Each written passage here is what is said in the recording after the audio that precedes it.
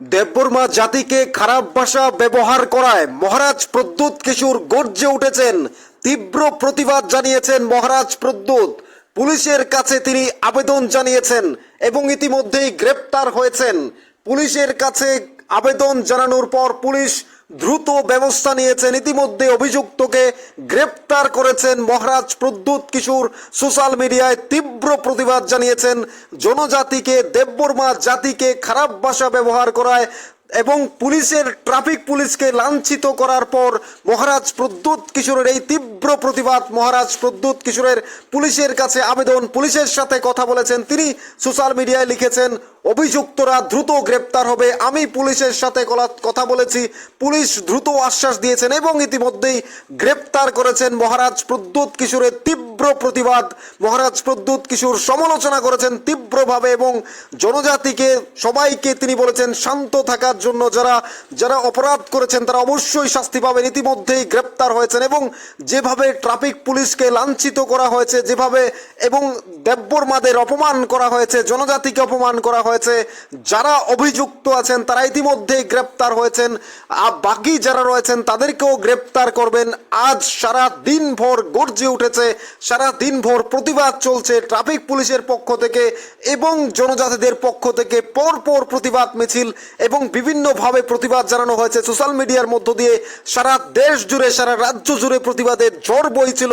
কারা অপরাধ করেছে, কারা সে অপরাধী, কাদের এত বড় দুঃসাহস, শেষ পর্যন্ত তারা গ্রেপ্তার হলেন। ইতিমধ্যেই মাত্র কয়েক মিনিট আগে আমরা দেখতে পেয়েছি গ্রেপ্তার হয়েছেন। গ্রেপ্তারের খবর পাওয়া গেছে। ত্রিপুরা রাজ্যের ডিজির পক্ষ থেকে গুরুত্বপূর্ণ আশ্বাস দেওয়া হয়েছে।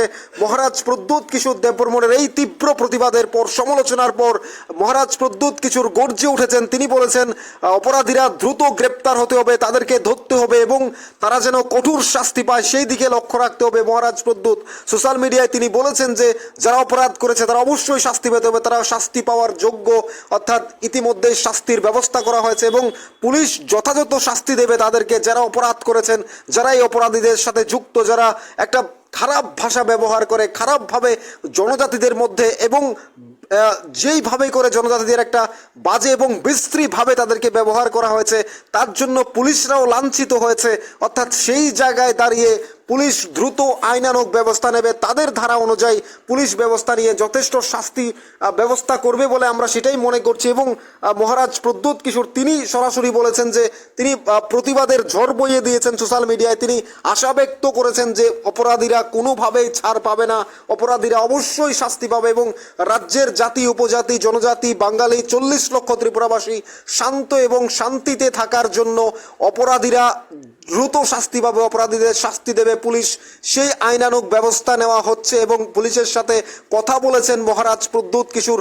পরবর্তীতে মাননীয় মন্ত্রী শুক্লাচরণ নোয়াদিয়াও বিশেষভাবে কি বলেছেন আমরা অবশ্যই পরবর্তী ভিডিওতে আপনাদের শোনাবো এবং পুলিশের পক্ষ থেকে কি বলা হয়েছে এই বিষয় নিয়ে সেটা আমরা পরবর্তী ভিডিওতে আপনাদের দেখাবো। তার আগে নিউজ ত্রিপুরা 1 চ্যানেলটি সাবস্ক্রাইব করুন, লাইক করুন এবং শেয়ার করে রাখুন। এবং মহারাজ প্রদ্যুৎ কিশোর দেববর্মনের এই প্রতিবাদ, এই গর্জে ওঠা আন্দোলন এবং মহারাজ প্রদ্যুৎ কিশোরের তীব্র প্রতিবাদ, যারা অপরাধ করেছে তাদের শাস্তি, অর্থাৎ ইতিমধ্যে তারা গ্রেপ্তার হয়েছে এবং মহারাজ প্রদ্যুৎ কিশোর তিনি সবসময় সোশ্যাল মিডিয়াতে বা বিভিন্নভাবে সরাসরি তিনি সবসময় তিপ্রাসা থেকে শুরু করে এই রাজ্যের প্রতিটি ঘটনার সঙ্গে তিনি যেটা ভালো সেটা ভালো বলবেন, যেটা খারাপ তিনি সাথে সাথে তার তীব্র প্রতিবাদ জানান।